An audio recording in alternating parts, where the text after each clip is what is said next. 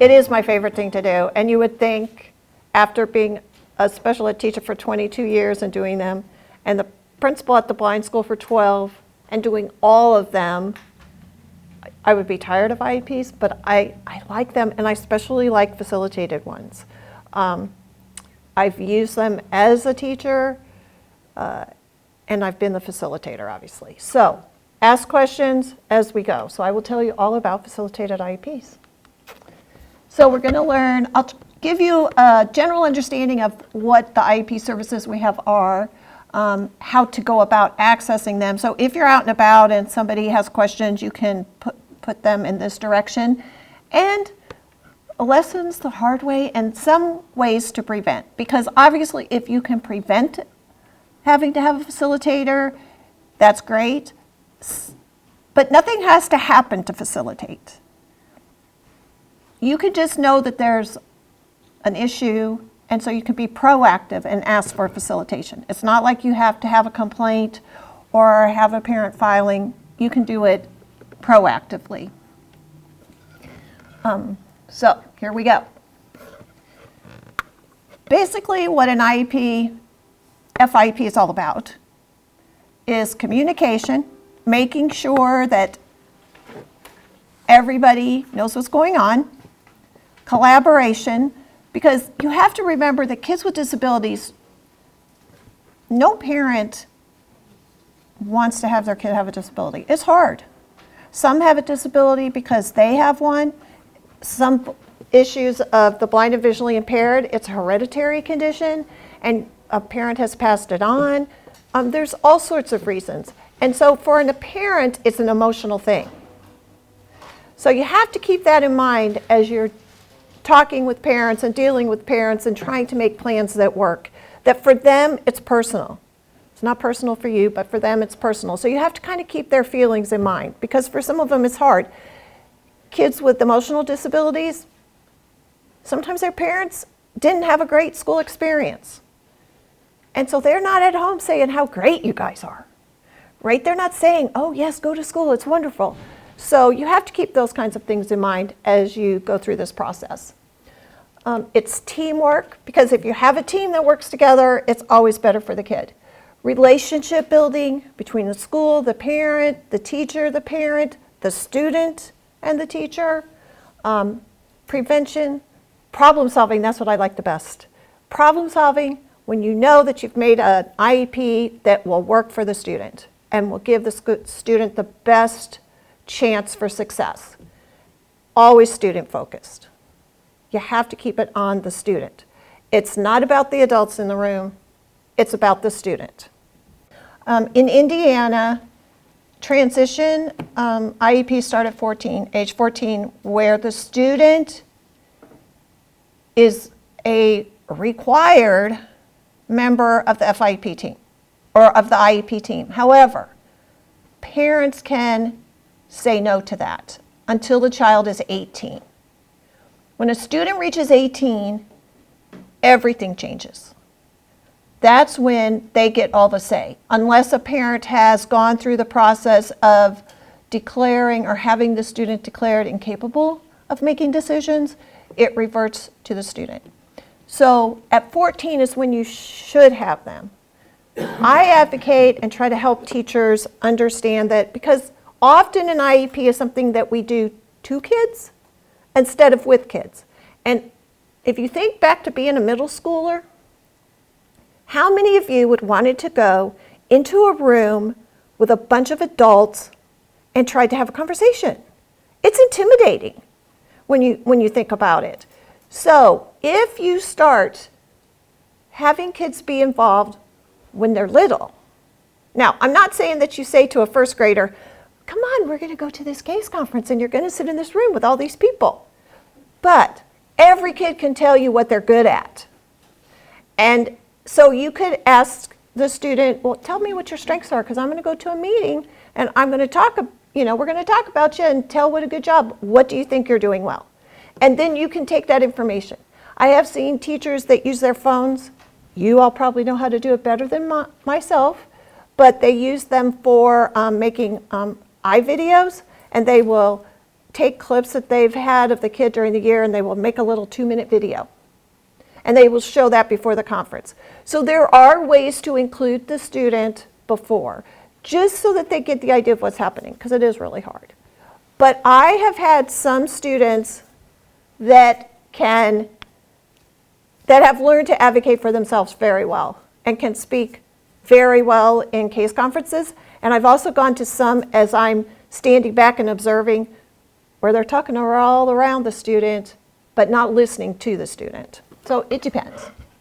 So here are some of the common issues that we've found that cause people to ask for facilitation. Communication is huge. Differences of opinion, power struggles, preparation, clarity, respect, transparency, and emotions. Now, some of these schools don't do on purpose. Sometimes they don't even realize they're doing it. The transparency, the respect, they are not meaning to be disrespectful to parents, but sometimes their mannerisms, their body language, their abruptness, our education talk causes parents to feel less than included. So these are the biggest problems that we have found. I actually went to a case conference where the gen ed teacher came in and asked why she was there and who was she there for. And if you're a parent, you don't want to go into a meeting where people don't know who your kid is. I had to go to another case conference with her a year later because she liked the facilitation. She had a picture of him just to make sure everybody knew who her kid was. I was embarrassed for the school because that is bad. So everybody that comes needs to be prepared, needs to know why they're there and who they're going to talk about. So, but we'll talk about some of those things at the end about how to prevent from having to do this. So the facilitators that are in our center, we've all been trained to be facilitators. Now we all do it a little bit differently, but we have the basic ideas of what we do. We use an agenda, and I would say you should use an agenda when you're just having your normal case conferences. We post it up on the wall. It's what I call my rules of engagement, which is the ground rules. And the agenda is basically the IEP system, the major things. You have to, I know there's a bunch of stuff in between, but you have to talk about present levels first, which drives the goals, which drives the placement. And it has to go in that order. And we post it up. Because you will have parents that come in that want to, what teacher are they having? What kind of services are you going to give? It has to follow from present levels to goals to services. Goes in that order. Which is why facilitators are helpful, because facilitators are going to say, oh, I'm sorry, we're going to have to follow the agenda. I also have rules of engagement. So it's things like listen respectfully. What happened? Listen respectfully, ask questions, just like you today. Don't go away with that one question you wished you'd ask. No sidebar conversations. Now, I understand that if a parent brings an advocate or the school may want to have a discussion, that's okay. You just have to say, could we stop, please? And then maybe the school leaves the room, maybe the advocate and the parent leaves the room. It's okay to stop. It is not okay to have those sidebar conversations, because then you don't hear the discussion and it stops being about the student. And that's why I like being a facilitator, because when you have an administrator whispering to a teacher and I say, excuse me, do you need us to stop the meeting? And they say, well, I'm from the central office. And then I say, I don't care. You need to be quiet. And you can, just like in your classrooms, if you get agreement from your classroom rules with the kids, if they agree with your rules, whether they helped you make them or whether you made them, you can always go back and say, you agreed. So I always take people back, like, remember this? You said yes. And you can't do that in the middle. You can't say in the middle of a conference, oh, by the way, I have some rules, and you're breaking one of them. So, and when I was the principal at the blind school, I just had I had 2 laminated pieces of paper on my table with rules and the agenda. When I go to facilitate, we hang them on the wall. The idea of the IEP is to keep everybody working together and on track. So after we give our little speech about how it's going to go, I kind of step back, and the school actually runs the conference. I don't run it. The school runs it. And if there's a disagreement, you listen. Often you can tell when you're not engaged in it that they might be saying the same thing, only a different way, so you can point that out to move them along. You also can help them by, we have what we call the parking lot. Now my parking lot, I know that Angie, another one of our facilitators, she actually has something posted on the wall, and she writes on that, and it's called her parking lot. I don't do that. I just have a red marker, and as I'm writing notes about what they're talking about, if something comes up about placement, we're talking about present levels, I write it with the red marker. Everybody knows it then, and it reminds me to go back. Because if you don't have something like that, people stop listening because they're trying to remember their question from when it's going to come up again. And so to help them so that they can continue, that's just my little visual. So we all do it a little bit differently. Okay, so we keep it student focused, and the voice. Often parents will tell you, nobody listens to me. This way, everybody gets heard. And if you're standing in the room as a neutral observer, it is amazing how much nicer people are. Because there's a person that's a stranger, right? You're always polite in front of strangers. So people listen more often, and everybody gets a voice, including the student. And that's another thing as a facilitator. If a student is there, I always ask questions of the student. If they haven't already, like, what are their strengths? Do they have concerns? How do they think they're doing on goals? What do they want to do? What kind of accommodations do they use or not use? So I try to include everybody. We do facilitations. It doesn't cost the school anything. It is not part of Article 7. And Article 7 is our special ed Bible.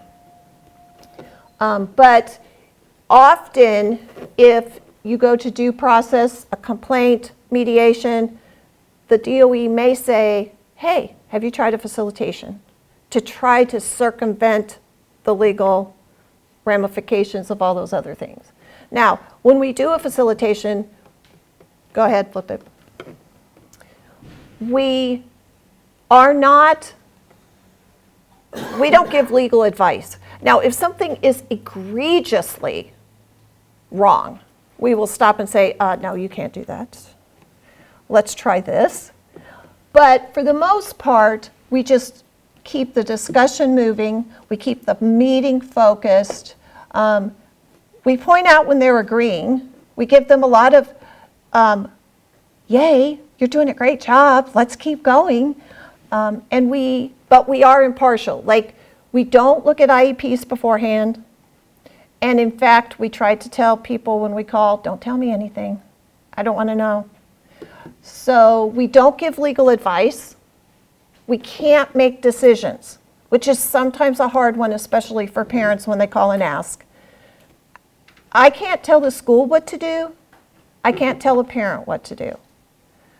I can make sure that the process is followed, but I also can't police it at the end. So even if it's the best and everybody agrees, if the school doesn't follow it, I can't go and tell them that they have to. Then you would have to move it up to a different level if that is what's occurring. Also, just because the facilitator is there does not mean that the parent has to agree. So after the facilitation, the school has to give the parent a copy of the IEP within 10 days, and then the parent has 10 days to say okay or not. Now, in Indiana, the only time a parent has to sign is the first one, an initial. They have to actually sign. Or if you're going to change to a more, like a facility, like if you were going to get sent to some sort of place outside of the school, you would have to sign.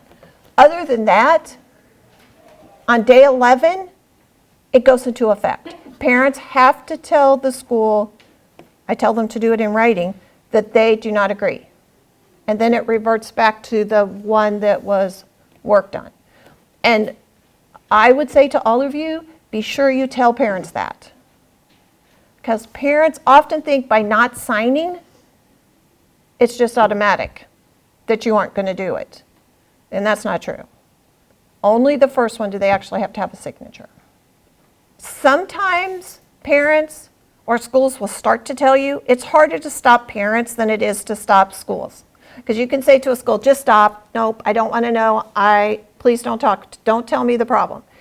If it is a parent, sometimes they tell you more than you want to know. And so I kind of, if I understand that it's a placement issue, I just tell them, okay, stop. And I kind of know where to listen harder or to what to pay attention to. But in order to be impartial, you really have to have as little information as possible. Because I can't take a side. I'm neutral. I'm there for the student. And parents will bring, and this is fine, parents can bring whoever they want to a conference. You as a school have to tell the people who you're bringing. And a parent doesn't. So they can just show up with a lot of people. They often have advocates, and you have to have the advocate come. And advocates can be good or they can be not so good. And you just have to make sure that you give everybody a voice. The one time you can stop it, if you're having your own conference, you can stop it. If you're when we're the facilitators, we always pause and kind of look at the person that's the administrator and think, okay, are you going to continue? And that is if the parent brings a lawyer. If the parent brings a lawyer and the school does not have a lawyer present, the administrator, everyone I've been to, so I haven't ever been to one yet that the administrator didn't stop the conference and say, okay, we're going to have to reschedule because we're going to have our lawyer here. So that's the only person you can stop a conference for, though, is a lawyer. Now, that's one reason why when we do the agenda, one of the things on the agenda is to introduce everybody. And that's one of the reasons you want to introduce everybody at a conference. Say, what is your name and what's your role? Because whereas lawyers will, if you don't ask, they won't tell, but they won't lie. I've never seen one lie. They'll hesitate and think, oh, rats, you asked this question. Because if, I don't know as a facilitator if you're their friend or you're a lawyer, or maybe you are a lawyer, but you're just coming as a friend. So you have to identify yourself as such. The question is, do they have to put the reason on the request? And the answer to that is, I'll answer that in a minute. Okay. So here are some of the, because I'll do that in the process because it's kind of different now. So the benefits of an IEP, sometimes because people step back because I'm in the room or the facilitator's in the room, it helps to build those relationships. Because people will go away saying, oh wow, this is the best conference we've ever had. And that is awesome. Because again, sometimes people are saying the same thing, they're just not saying it in a way that the other person hears it. And so once you go through the process correctly, they have a better relationship. Again, back to the student. It always has to be about the student. When it starts to be about the adults, you have to step back and do it again. As facilitators, we try to model effective communication, having people take turns, making sure everybody shares, because often if I'm in a conference and I can tell the mother or the dad, somebody is getting upset, and they get quiet, quiet doesn't mean consent. Quiet means I'm just going to sit here till this is over. And so you try to say, hey, do you have any questions, or do you have a concern? And you try to draw them out, because again, people that get quiet aren't necessarily happy. Sometimes you can see where everybody agrees. And that is a great thing. Even if they can't agree on everything, if they can see that there are places they agree, that helps. Again, it's the clarity. It's the resolution to resolve a disagreement that at least people can live with. Sometimes they have to agree to disagree, and sometimes they have to agree to try. And schools always look at me like, seriously? Because nobody, except for me, likes to have 1,000 case conferences. But sometimes you have to say, okay, let's try it. But we won't wait a whole year. We're going to wait for a quarter or a semester, and then we'll come back to the table and see how it's working. So you can do that too. And also, sometimes it helps, like the follow-up is that the school then and the parent have a better relationship, so everything goes more smoothly after that.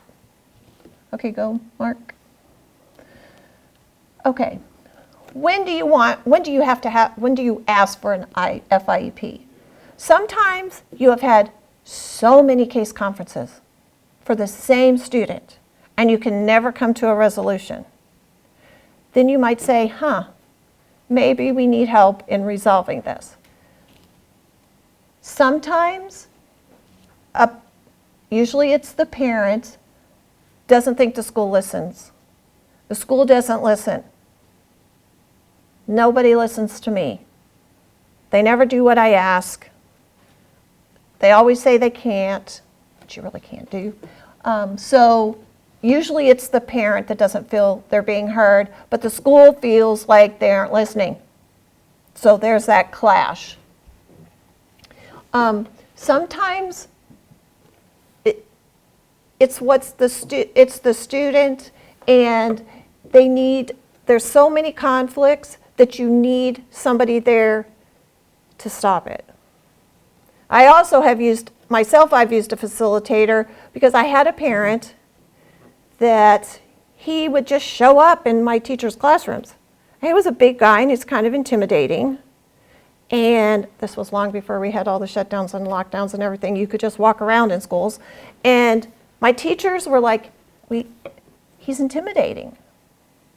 So I asked the counselor, who was a man, to come and facilitate, because I just needed some testosterone in the room. I needed a guy there to hold him in check. And it worked, because he was much calmer, he listened, and we had a much better case conference that time than if it had been me.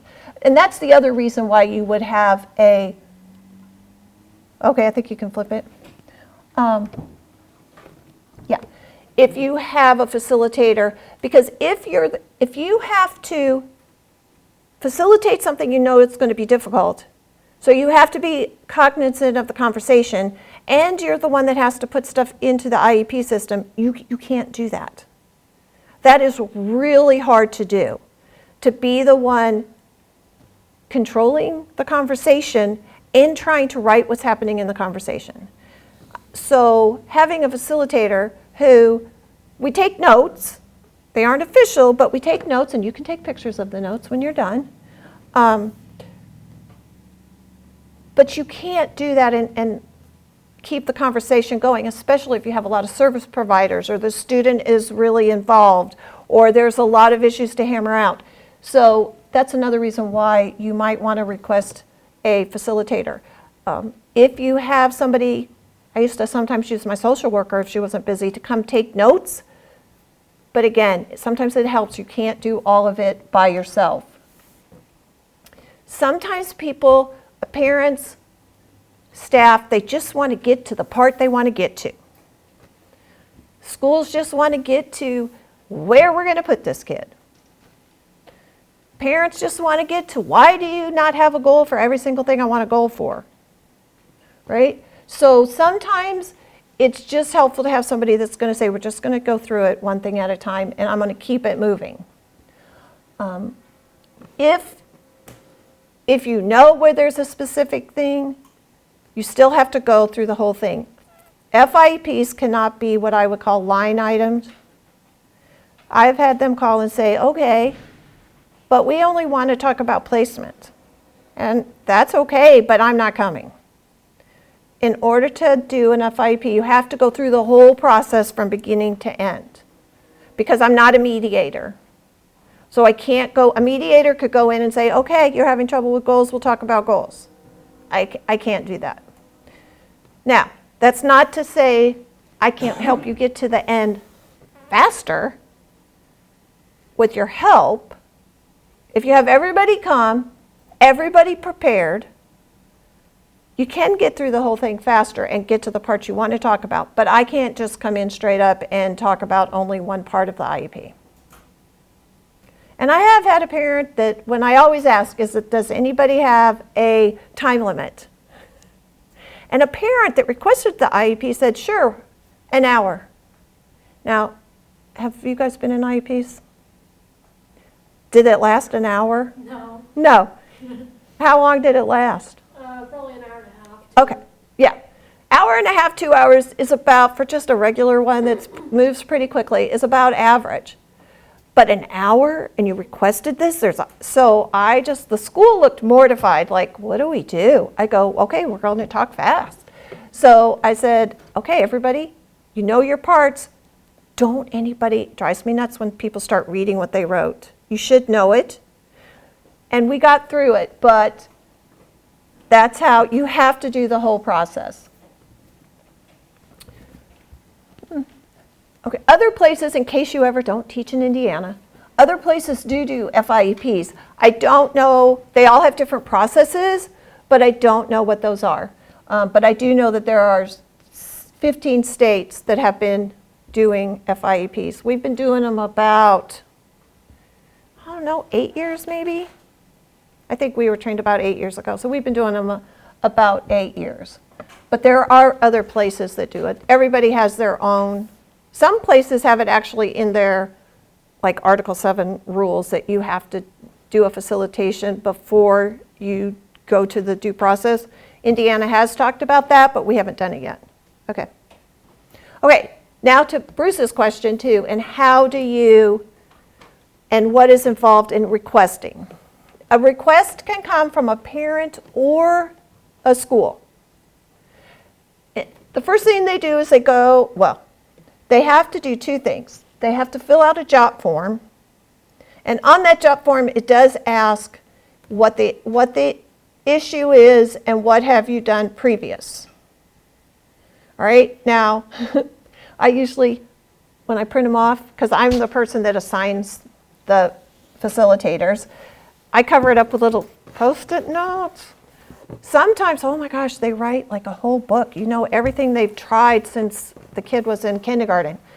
But unless something catches my eye that I think, because sometimes they'll say something about testing, and Angie is our resident psychologist, so I'll think, oh, this one, Angie, I'll let Angie do. So people that I know have strengths, I will let facilitate. And truthfully, sometimes two of us go. Sometimes ones that are really, really difficult, that there's been a lot of lawyers involved and a lot of craziness, two of us will go so we can keep good notes and keep the conversation moving. So you fill out the job form, the DO gets it, the DOE sends it to us. Then you have a form that has to be filled out by both the school and the parent. I cannot assign a facilitator unless both the parent and the school has signed. Because this isn't about, I'm going to surprise you and show up with a facilitator. I can surprise you and show up with in-source, but I can't surprise you and show up with a facilitator. And so that form, it has some of the same information on it, but that comes to me, and then when I have both those forms, then I assign a facilitator. Then I decide I will call the parent or the school, whichever one has requested, and I will tell them that I've received it, I have all the paperwork, and if I don't have what I need, like today, when I got a request from a parent and I called her, I sent her the FIEP form and I told her what had to be done. Now, I don't do any of it. I've had parents that say, well, can't you just ask them? No. It's up to a parent or it's up to the school to get the signature from the other party. I don't care how they do that, but they are in charge of doing that. I'm not going to do that because I'm neutral. Because again, if a parent requested, the school doesn't know the parents requested it, it's not my job to tell them. Then once I assign a facilitator, the facilitator will, most of us have like an email we sent. I also call because I know some parents don't get emails, truthfully. It'll go to their spam. Some people will have emails that your school email will bounce it back, or our Indiana State emails will bounce it back because their emails are ridiculous.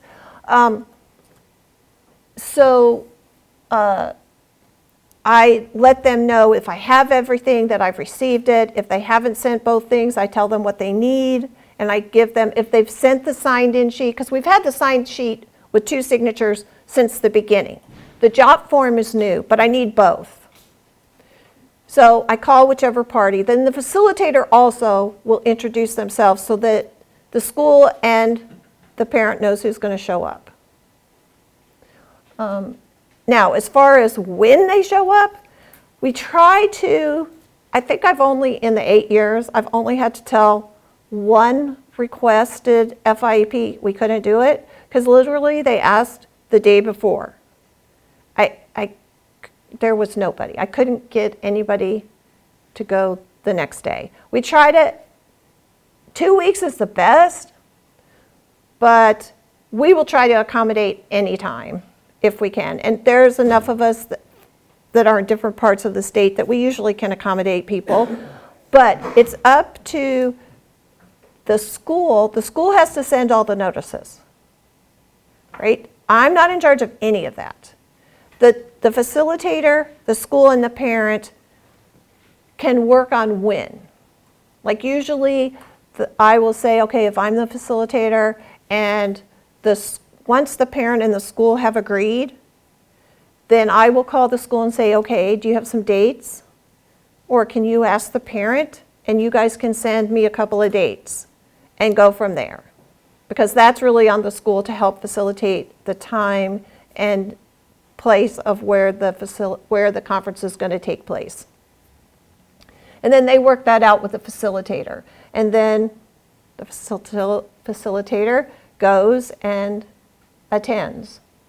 So sometimes, like today, when the parent started the process and I told her she had to have the signed sheet, she didn't sound very confident in getting it done. So she asked me a bunch of questions like, well, who can sign? I said, well, don't go to the teacher. It should be an administrator. And you can, if you don't want to do it in person, you can send it in an email, because it's okay if I get 2 separate ones as long as I have 2 signatures. I've had them say, well, will you just do it? Yeah, no. No, they have to do it. And I told her what was needed. I always tell them, give them my name and number, because some people don't know what it is. And they think if a parent's calling, it might be, I'm a lawyer, a mediator, something other than a facilitator. And if they haven't ever had a facilitation before, they might not know how it works. So I'm always willing to talk to whoever it is about it. But if the parties say no, that's also, I mean, I don't have any control over that. But if a school says no or a parent says no, then we don't facilitate, and they have to, if the parent still is still upset, they can file a complaint, go to due process, mediation, they just do what they need to do. I can't force anybody to sign and have a facilitation. But I have found that as more and more people know throughout the state, they kind of know what we do and how we do it, so we're getting less people saying no. So we're free. We already did this one. Oh, but, okay, so it does save time and money because A, we're free, so you're not paying for anything through the due process or the mediation. And most of the time, I would say we have a positive impact on student outcomes. So, because anytime you can get something, an IEP in writing that everyone agrees on, it goes better for the student. Okay, now, lessons learned. Some, like your hour and a half, some are short, but some are long, really long. Some are all day. Sometimes they don't finish and you have to come back another day. I think the longest one, that was not mine, the longest one was 10 times. 10 times, now not all day 10 times, but 10 different sessions over 10 different days over months. And I finally had to say, no, that is too many. So I told the facilitator she had to tell the school that if they couldn't finish it, that they were going to get a new facilitator, because if you've gone 10 times, you are a part of the team. And you are not supposed to be a part of the team. I think I've had to go back one time, only because the parent could only meet for during their lunch. So they had they were allowed an hour and a half, and so we did it in 2 different sessions. But I have gone all day, like marathon, and the conversation is good. And if it's going along, but there's a lot to work out, but as long as everybody's doing what they're supposed to and they feel like it's worthwhile, then I'm okay going, because it needs to be done. So, yeah. So, however, all that said, there are things you can do so you don't have to have a facilitation. So, communication. Make sure your staff, whoever it is, your administrators, make sure you're always communicating with parents. Try to communicate them both negative and positive. Positive goes a long way. Even if you have to struggle to find the positive, positive goes a long way. Watch your timelines. Timelines get people in trouble all the time. So know the difference between, do you know the difference between a business day? Business day is when banks are open. So is it business day? Is it school days? Because school days are different, because we're closed at Christmas, but banks are open. So you have to make sure you know your timelines. And you don't want to get dinged for timelines. Acronyms. We use them all the time. Those are intimidating. Try not to use too many acronyms, or if you do have to use them, explain what they mean. I know I have seating up there, but here's why. I'm too old to sit in kindergarten chairs for a case conference. I don't want to sit in a kindergarten chair for an hour and a half or 2 hours.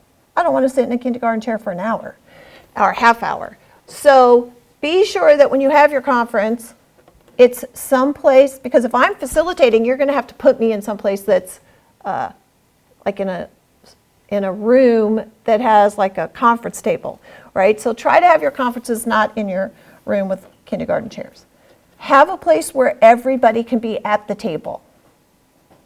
You don't want mom to be back from not up to the table. Know your kids. Know their parents. Because if 2 parents show up that are divorced and don't get along, you need to know that, because kudos to them for showing up, but they may not want to sit on the same side of the table. So make sure that you know that. Make sure that everybody that comes knows what they're coming for, who they're coming for. Make sure, especially psychs, because psychologists often tell them, I want it in English. They start explaining stuff, and everybody, if you look around, everybody's eyes are glazed over because they don't understand what they're talking about. So, and even as teachers, you know what you've written for present levels. All you have to do is summarize it. You don't have to read it verbatim from what you've written down. But be prepared. Make sure your psych's prepared. Make sure your gen ed teachers are prepared. And the one thing I would say about gen ed, because you know that gen ed, TORs, students, parents, and a public agency rep, of which TORs, you're not a public agency rep, you don't want to be. No. But make sure everybody is prepared. It will go so much better for you if you know what you're talking about. Your gen ed teacher, don't always pick the math, science, English. Don't pick them. If you have a kid that does great in art class, gym class, pick that gen ed teacher to come. Especially a kid with an emotional disability that struggles to behave in all those classes, pick the teacher where they behave. Because every parent needs to hear positives. Nobody wants to come in and hear all negatives about their student. Go back a minute. Oh, I'm sorry. Oh, and transparency. I would say that in this day and age, the best way to do a conference is to have it projected. Now, of course, when I was at the blind school, we didn't do that because nobody could see it.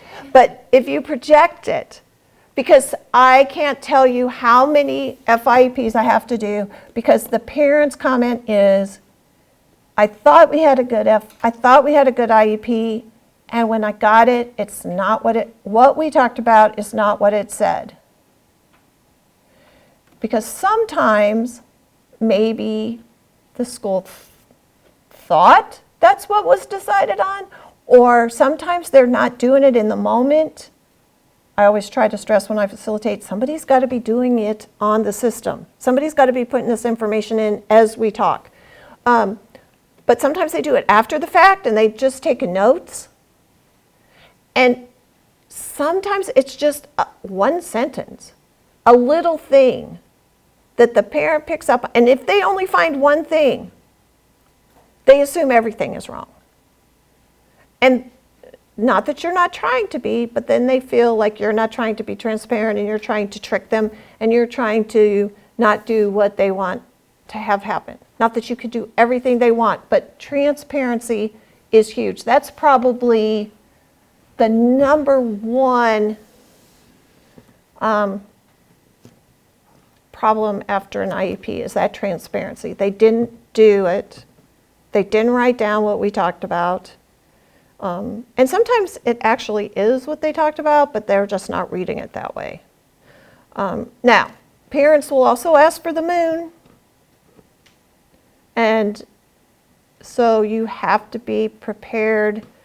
That's another reason we help, is to guide the conversation, because schools struggle to say, no, we can't do that, because you're not really supposed to say, no, we can't do that, when in fact, it's not probably in the best interest of the student. One behavior plan we got when I was teaching said that we were going to build a timeout room in the room, and I'm like, no. So you have to come up with a plan that's better than that. So sometimes we can help work through that. But transparency is huge, so be sure I would say, is if you have the capabilities, project it. Because then it's clear. And whatever you do, then save it.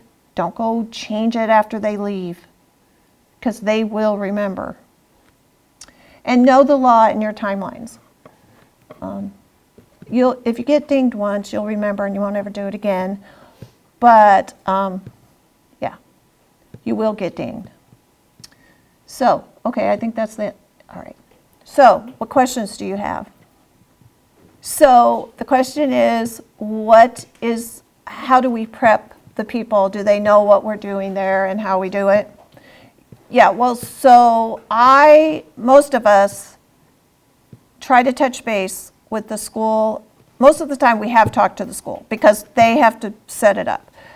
The parents, if they haven't been the one to start it, but they have agreed, like I said, I send an email, plus I try to call them so that they understand what is going to happen, because sometimes they'll just sign it and they don't really understand what it is. So I try to explain what it is. When I am at the conference, I will tell them what I'm going to do. I go through my rules of engagement. I go through my agenda. I have my chart paper up there. I explain that I have this red marker for the questions that are in the wrong place, and that I'm going to take notes that aren't official notes, and that they can take pictures at the end, and then I'm going to take those papers away and shred them so nobody can call me tomorrow and say, hey, what did we talk about? Because truthfully, I'm writing notes, but it's not important for me to remember because I don't know the student, and sometimes I don't see the student. I only have to listen to what the people said, so I wouldn't have even been able to explain my notes, but they can take pictures of them. And then I tell them I will stop them if there's a problem, or if I see a problem, and then I step back and let the process continue. I will say we do this virtually. It's harder to do virtually because you can't see people. It's hard to read body language fast enough when you're virtual. And some people won't put their cameras on. It's hard when you have on the screen the IEP, so everybody can see that, but then that means you don't see the people. And it can go from 0 to 60 if you can't see the people. I've had to actually shout at people and tell them to stop talking because they were yelling at each other suddenly. So we do them virtually, but none of the facilitators, none of us like that. You can't really take notes. You can listen to the discussion and you can stop them and redirect, but people struggle paying attention. You watch like administrators turn and talk to somebody in their office, or it's just hard to keep everybody focused on a student when you're doing it virtually. So the process doesn't work quite as well, I would say, as it does when you're in person. Because I can see everybody, I can tell who's not talking, and you can tell by body language when people stop talking. It's different than on Zoom when people don't always talk. It's just harder. Does that answer your question? It does. Yeah. I wanted to also find out what your thoughts were on, I know you got to repeat this, I'm trying to phrase it right. When one party or other doesn't want to engage in FIEP, what's usually the reason? Okay, so why wouldn't someone want to engage in an FIEP? Sometimes it's because they don't understand what it is. Schools will feel like if a parent requests it, they don't see how I can be neutral. And I say, well, I just know that they requested it just like you. I don't ask for more information than that. So some people also, schools I think feel like, because they will ask me, well, do you report this? I mean, we do a report for the DOE. It tells everybody that asked for them, but it's not like we're not dinging anybody for using them. And I think that question has kind of gone as the DOE has supported it more and more, so they know that it's not something that they're trying to find out who needs facilitations. Parents, again,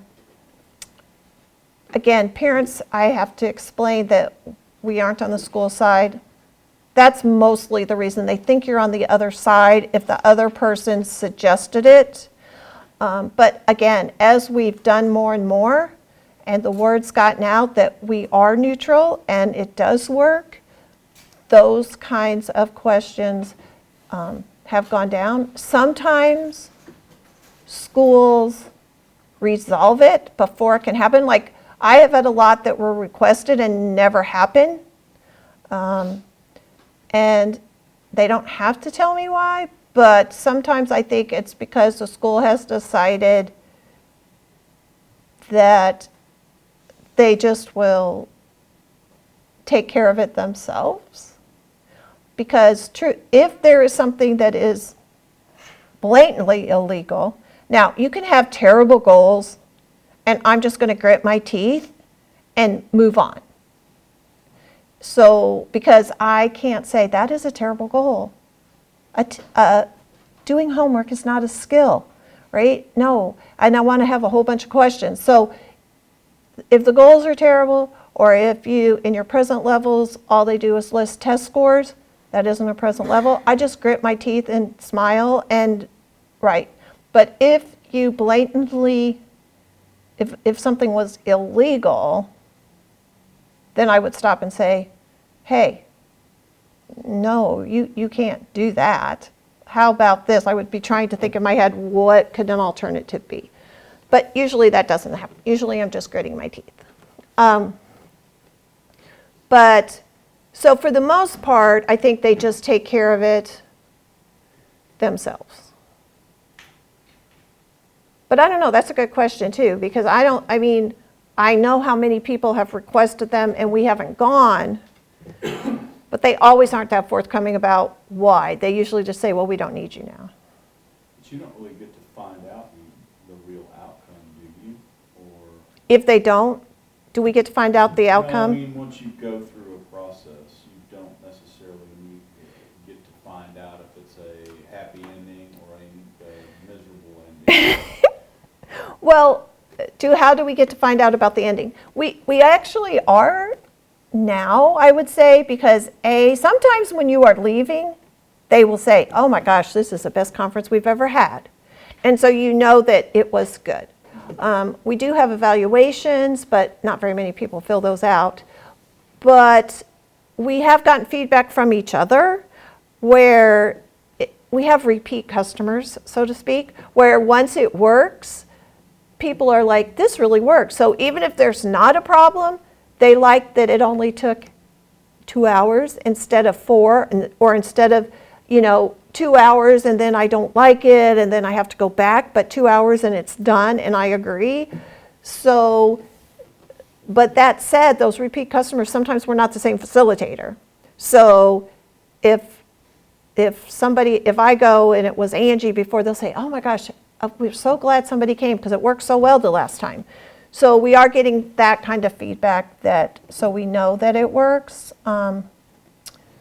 Sometimes it doesn't. I've had feedback where the first time, oh, they loved me because they must have got what they liked. And the next time they didn't like me at all because they didn't get what they liked. So you have that too.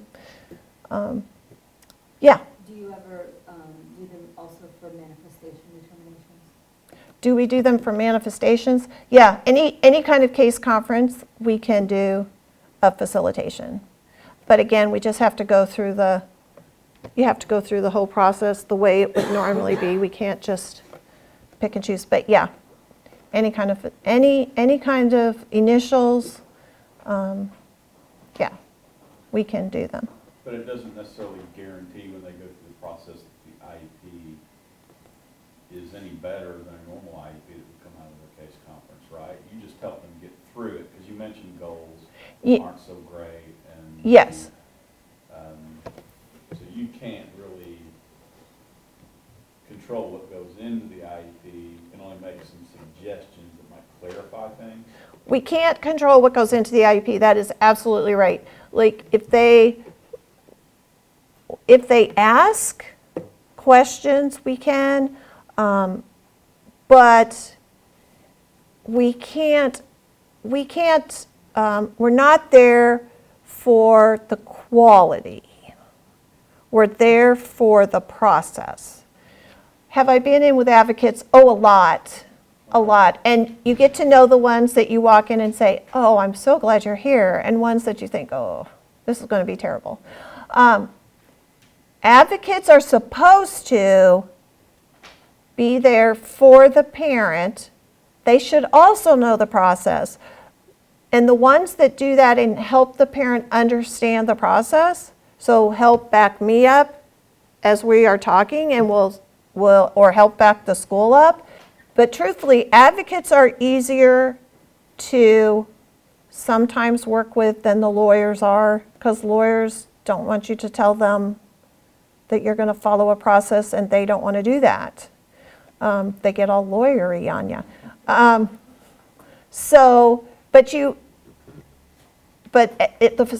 why I like it. The facilitation, if you're the facilitator, you have power. And so you're in charge of the process, and this is what you know, and you know, again, what it is, and sometimes, yeah. So yes, I have been in lots, and actually, oftentimes, I'm glad that there's an in-source person there, or an advocate. Sometimes it's not, most of the time it's in-source, because then the parent, because I tell the parent will say, can I have in-source? I say, absolutely, because I am not your advocate. So most of the time, again, we're just there for the process, unless it's something, but we can answer questions, but we don't usually have to. Any other questions? Because we're all about the process. Again, it's not about, if they want to pay for a one-on-one, who am I to say no? Because again, I don't know the students, and that makes it harder. Some students you actually get to know some students very well. People that have good present levels, good goals, discussion is good. You actually, especially for me that taught for so long and have been around so many kids, I know the student.